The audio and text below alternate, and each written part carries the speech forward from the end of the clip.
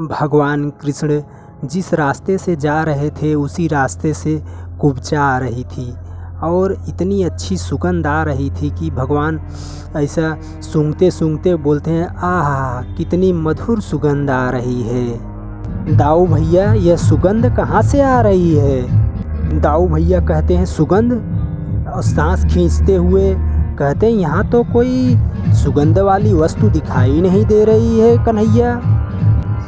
तो दाऊ भैया ने देखा कि सामने से एक कुबड़ी आ रही है। वह कुब्जा इधर उधर अगल बगल देखते हुए छिप छिपाते हुए कंस के पास जा रही थी। भगवान कृष्ण कहते हैं हो सकता है उसी के पास से ये सुगंध आ रही हो दाऊ भैया।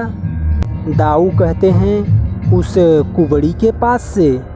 भगवान कृष्ण कहते हैं हाँ एक कुबड़ी के पास भी सुगंध हो सकती है। दाऊ कहते हैं अच्छा। तो कृष्ण भगवान कहते हैं चलो दिखाता हूँ।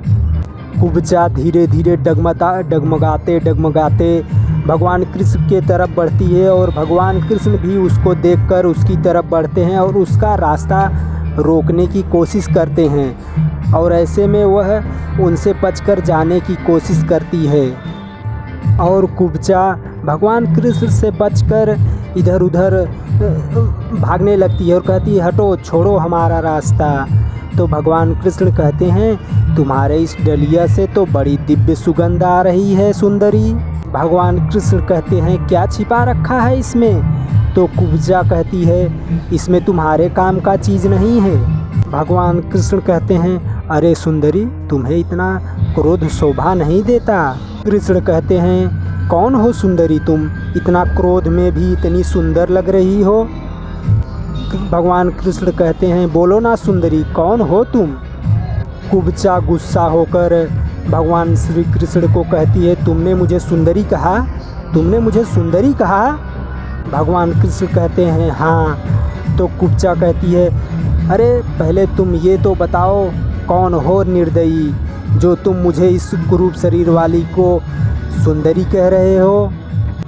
तुम एक कुरूप और कुबड़ी स्त्री को सुंदर कह के सुंदरी कह के मजाक उड़ा रहे हो, हंसी उड़ा रहे हो।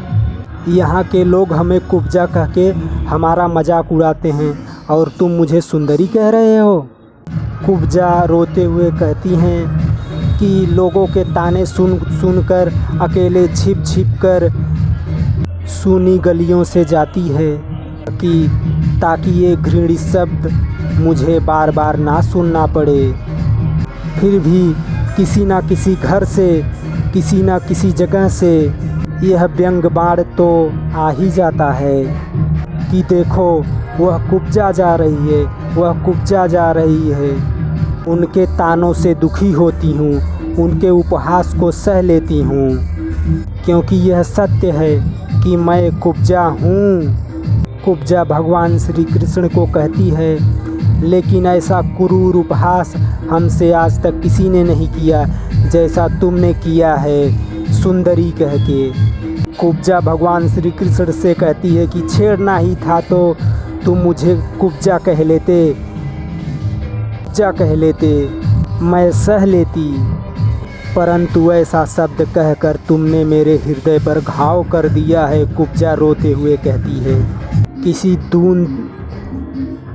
दीन दुखी स्त्री का ऐसे उपहास नहीं करना चाहिए जिससे कि उसका हृदय छलनी हो जाए। और यह सब कह के कुब्जा ज़ोर ज़ोर से रोने लगती है। फिर भगवान कृष्ण कहते हैं मैंने तो हंसी नहीं उड़ाई सुंदरी। तो कुब्जा फिर गुस्से में तिरछी चितवन नज़र से देखती है। भगवान कृष्ण कहते हैं मैंने तो वही कहा है जो सत्य है। कुब्जा कहती है क्या यह सत्य है? एक कुरूप शरीर और कुबड़ा मुंह तुम्हें सुंदर लगता है? भगवान श्री कृष्ण कहते हैं हाँ देवी, मैं किसी के शरीर को कभी नहीं देखता, मैं तो केवल आत्मा देखता हूँ। तुम्हारे अंदर जो सुंदर आत्मा है उसे लोग नहीं देख सकते, परंतु मैं तुम्हारी वह परम सुंदर आत्मा देख रहा हूँ। फिर कुब्जा कहती है आत्मा की सुंदरता को किसने देखा है? शरीर तो कुरूप है ना, लोग तो उसी को देखते हैं। शरीर की कुरूपता और प्राणी की सुंदरता प्राणी के अपने कर्मों से होते हैं। भगवान श्री कृष्ण कहते हैं यह सदा नहीं रहती, ना ही सुंदरता सदा रहती है और ना ही कुरूपता सदा रहती है। बुढ़ापे में एक सुंदर शरीर भी मुरझा जाता है। जब कर्मों का समय बदलता है और पुण्यों का उदय होता है, तब एक कुरूप शरीर भी कमल की भांति सुंदर लगने लगता है। मैं वही देख रहा हूँ, तुम्हारे कुरूपता का अंत का समय आ गया है देवी। भगवान कृष्ण कहते हैं कुब्जा से, जिस श्राप के कारण तुम्हें ये कुबड़ा शरीर प्राप्त हुआ था, उस श्राप की अवधि समाप्त हो गई है। हमारा विश्वास करो सुंदरी। कुब्जा कहती है फिर वही बात। भगवान श्री कृष्ण कहते हैं तनिक स्थिर रहो सुंदरी, हम अभी दिखाते हैं। और भगवान श्री कृष्ण सुंदरी के मुंह पर हाथ लगा के उसे धीरे धीरे सीधा कर देते हैं और सुंदरी एकदम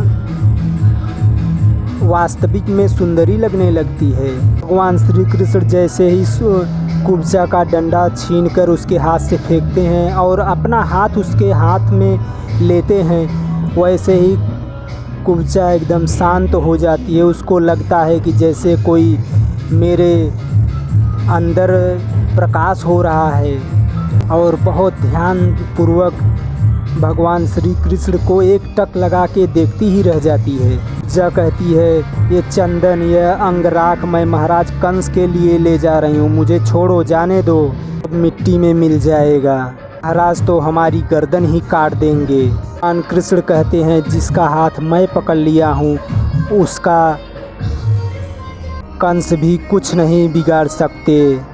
भगवान श्री कृष्ण कहते हैं हमारा विश्वास करो सुंदरी। भगवान श्री कृष्ण कहते हैं अब हमारे पास आ गई हो तो कंस के पास जाना नहीं पड़ेगा। यदि इस अंगराख का डर है तो लाओ डलिया हमें दे दो, अब इसका सेवन हम करेंगे। भगवान कृष्ण को देखते हुए कुब्जा कहती है कौन हो तुम, कौन हो तुम? कुब्जा कहती है तुम्हें देखकर ऐसा लगता है यह अंगराख तुम्हारे लिए ही मैं जीवन भर बनाती रही हूँ। अंदर से ऐसा लग रहा है कि जैसे कई जन्मों से मैं तुम्हारी प्रतीक्षा कर रही हूँ। भगवान श्री कृष्ण कहते हैं हाँ यही सत्य है, कई जन्मों से तुमने हमसे कोई नाता जोड़ रखा है, तभी तो हम आए हैं। मैं जानती नहीं हूँ कि तुम कौन हो, परंतु आत्मा के अंदर से कोई आवाज़ दे रहा है कि चंदन यह अंगराख क्या है पगली, अपना सर्वस्व इनके चरणों में समर्पित कर दे पगली, यही तेरा सर्वस्व है। कुब्जा डलिया देते हुए कहती है ये लो प्रभु, ये सर्वस्व तुम्हारा ही है। डलिया देते हुए कुब्जा कहती है नहीं नहीं प्रभु, आज तो ऐसा लगता है कि इस अंगराख से और चंदन से तुम्हारे शरीर में इसका लेप करूं। जिस प्रकार आज तक मैं उस पापी कंस के शरीर पर लेप करती आ रही हूँ, उसी प्रकार आज इस अंगराख से तुम्हारे अंग को सुभाषित कर दूं। कुब्जा भगवान कृष्ण का हाथ खींचते हुए कहती है चलो प्रभु, चलो हमारी कुटिया में, चलो प्रभु, इस दासी को एक सेवा का अवसर दो प्रभु। भगवान श्री कृष्ण कहते हैं अच्छी बात है, परंतु तुम्हारे महाराज क्या कहेंगे, कहीं गर्दन काट दी तो? कुब्जा कहती है कौन महाराज? तुम्हें देखने के पश्चात मुझे अब कोई महाराज दिखाई देता है ना तो कोई और। अब तो आत्मा के अंदर तक केवल तुम ही तुम हो और कुछ नहीं। एक प्रकाश ही प्रकाश है और उस प्रकाश में मैं डूबती जा रही हूँ, डूबती जा रही हूँ, जैसे मेरा अपना अस्तित्व ही नहीं रहा। और भगवान कृष्ण कुब्जा को हाथ लगाते ही सीधा कर देते हैं और अपनी सुंदरता से और अपनी शक्ति से कुब्जा की सुंदरता को वापस देते हैं जैसे वो पहले थी, श्राप मिलने के पहले। सुंदरी, मैंने कहा था ना तुम्हारी कुरूपता का समय समाप्त हो गया है, और कुब्जा एक सुंदर स्त्री बन जाती है और भगवान को प्रणाम करते हुए उनका पैर छूती है। भगवान कृष्ण कहते हैं, बोलो अब क्या तुम्हें चाहिए?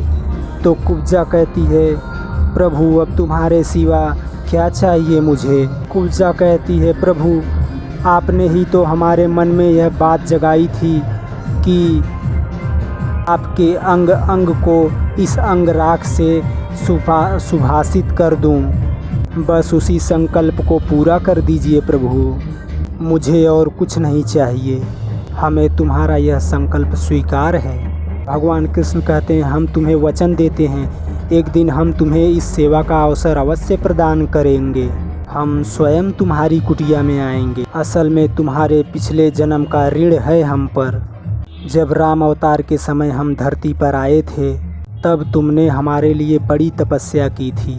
तुम्हारी वह तपस्या इस जन्म में अवश्य सफल होगी। भगवान श्री कृष्ण कहते हैं कुब्जा से, परंतु आज नहीं। सुंदरी कुब्जा कहती है, परंतु आज नहीं तो इतने जन्मों तक मैंने प्रतीक्षा की है और मैं अपनी अब कुटिया में बैठी आपके इस चरणों की प्रतीक्षा करूंगी। सुंदरी कुब्जा भगवान के चरणों में अपना सिर धरती है और भगवान धीरे धीरे चले जाते हैं। उसके बाद कुब्जा उठती है, फिर अपनी कुटिया में चली जाती है। तो दोस्तों भैया लोगन वीडियो कैसा लगा आपके, तो कमेंट करके बताओ। अगर वीडियो अच्छा लगा हो तो चैनल सब्सक्राइब कर दे यार।